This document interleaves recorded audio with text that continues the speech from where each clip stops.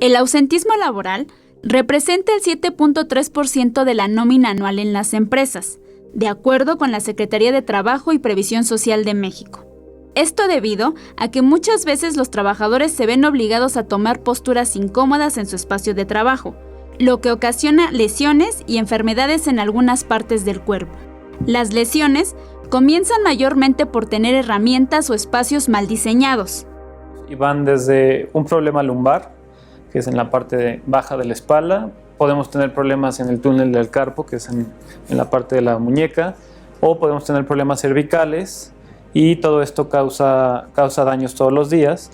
Y al estar presionando los discos de la columna, que las vértebras tienen discos entre cada una de ellas, al estarlas presionando todos los días podemos causar una lesión mayor que puede tener como consecuencia irnos a terapia o probablemente una operación por una hernia de disco.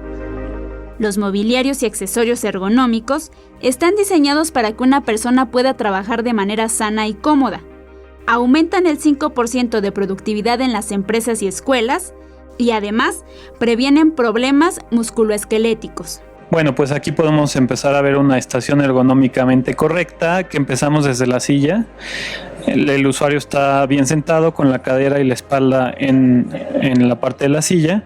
Tiene los pies puestos en el piso y las piernas a 90 grados.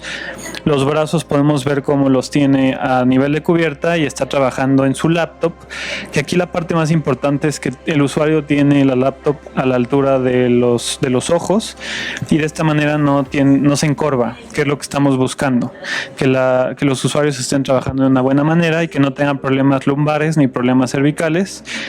Y la distancia que debe de haber, la correcta, es del usuario hacia la pantalla, estirando el puño y tocando la pantalla.